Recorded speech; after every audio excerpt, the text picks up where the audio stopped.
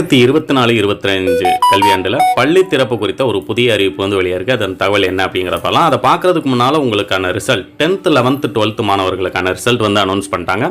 அவங்களுக்கான exam டேட்டும் announce பண்ணியிருக்காங்க.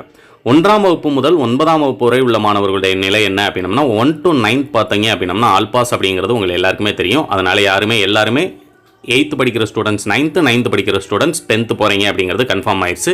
இந்த மகிழ்ச்சியான செய்தியை உங்களுடைய ஃப்ரெண்ட்ஸ்க்கு மறக்காமல் ஷேர் பண்ணிடுங்க. ஸ்கூல் ரீஓப்பன் அப்படிங்கிறது எப்பயுமே பார்த்தீங்கன்னா ஜூன் முதல் வாரத்தில் நடக்கும். ஆனால் இந்த வருஷம் பார்த்தீங்க அப்படின்னா ஜூன் 4ஆம் தேதி மக்களவை தேர்தலுக்கான வாக்கு எண்ணிக்கை. அந்த வாக்கு எண்ணிக்கையில் நம்மளுடைய டீச்சர்ஸ் எல்லாம் தான் அந்த வாக்கு எண்ணிக்கையில் கலந்துக்குவாங்க. அப்படிங்கிறனால ஜூன் 4ஆம் தேதி வரைக்கும் நமக்கு ஸ்கூல் ரீஓப்பன் ஆகிறதுக்கு வாய்ப்பு கிடையாது.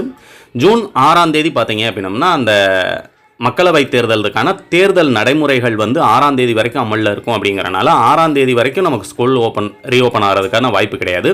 ஜூன் 27ஆம் தேதி மாணவர்களுக்கான சப்ளிமெண்டரி எக்ஸாம் வந்து ஸ்டார்ட் ஆகுது. அதனால் ஜூன் 2வது வாரத்தில் ஸ்கூல் ரீஓப்பன் பண்ணுற மாதிரி அதற்கான முன்னேற்பாடுகளை நம்ம செய்யணும் அப்படின்னு சொல்லி இப்போ மே மாதம் 27ஆம் தேதி தான் பள்ளிகள் திறப்பு பற்றிய ஒரு ஆலோசனை கூட்டமே நடக்க போகிறதா அறிவிப்பு வெளியிட்டிருக்கிறாங்க. அது முடிஞ்சதுக்கு அப்புறமா நான் ஏற்கனவே சொல்லிட்டேன், உங்களுக்கு ஜூன் 6ஆம் தேதி வரைக்கும் ஸ்கூல் ரீஓப்பன் ஆகிறதுக்கு வாய்ப்பு கிடையாது. ஜூன் 6ஆம் தேதிக்கு அப்புறமா 2வது வாரத்தில் ஜூன் 10க்கு அப்புறம் தான் ஸ்கூல் ரீஓப்பன் ஆகிற மாதிரி தகவல் வந்து வெளியாயிருக்கு. அதை பற்றின தெளிவான உங்களுக்கு டீட்டெயில் வேணும் அப்படின்னா டிஸ்கிரிப்ஷனில் லிங்க் கொடுத்துருக்கேன், அதில் ரீட் பண்ணி பார்த்துக்கலாம்.